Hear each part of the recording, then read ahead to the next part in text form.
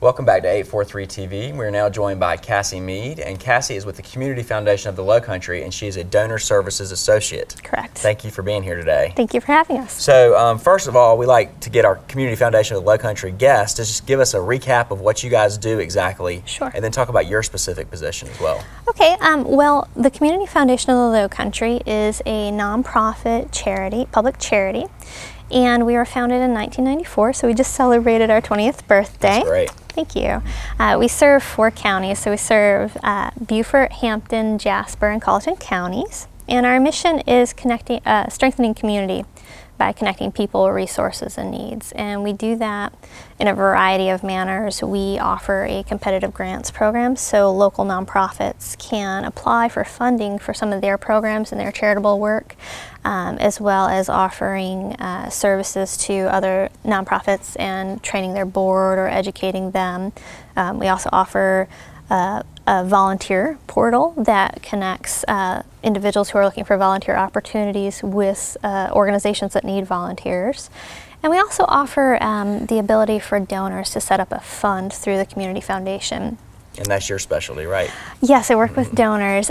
So individuals, families, community groups, organizations, other nonprofits, even businesses can set up charitable funds at the Community Foundation, and then those funds work toward each individual mission or charitable goal for that fund. So at the Community Foundation of the Lowcountry, we have close to 300 funds under us right now. Wow. Each one of those funds working on its own charitable goals and missions.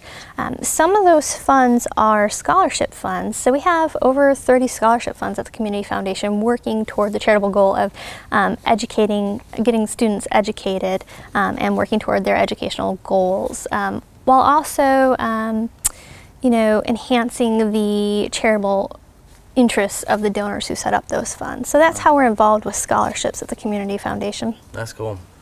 Well, you mentioned that you brought up donors in there. What are the main benefits for a donor to set up a scholarship fund at Community Foundation of the Lowcountry? You know, there are a lot of different benefits for a donor to set up a fund. First and foremost, it's a legacy. You know, you can set it up as a legacy in your family's name or in honor or in memory of someone. And you know, the students that are touched by those scholarships, they're going to remember that. So it's a lasting legacy. It's very easy to set up. There are no setup costs. We can set it up fairly quickly. The minimum donation to set up a scholarship fund is $2,500 for a non-endowed fund, or $5,000 for an endowed fund, which will continue giving into the future. Our staff works very closely with the donors, which is part of my position there, on creating a scholarship fund that really reflects the true interests and passions and charitable goals of those donors, so that the scholarship fund is really a reflection of those donors.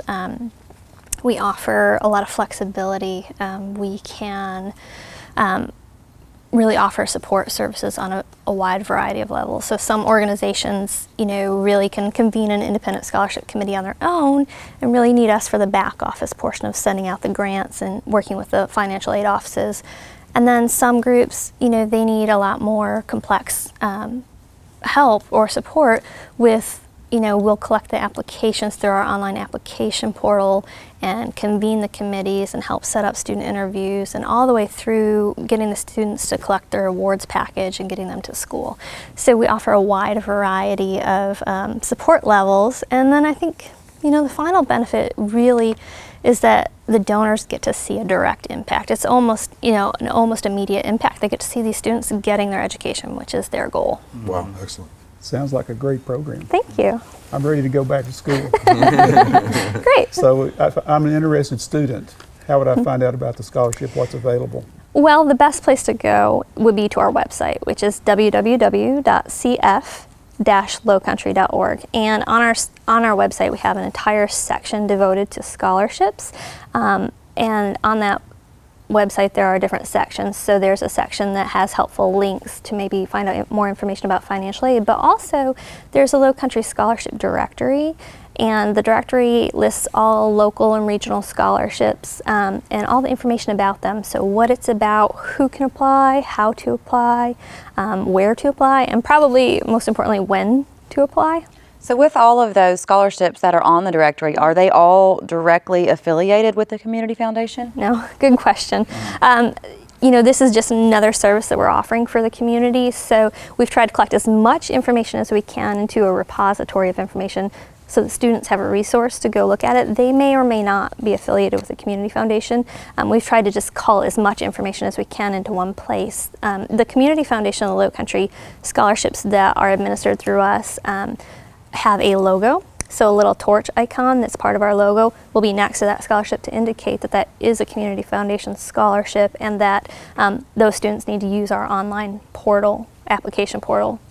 To get I mean, I assume you've had some people kind of go through the program already. So Yeah, what impacts have these scholarships made in our community? Well, I mean, the first scholarship fund was set up in 1996, and since that time we've had over 30 scholarship funds set up. So since inception, we've awarded over $3.7 million in scholarships, Wow. including last year we awarded over $500,000 to support 115 students. So there's a pretty big impact there.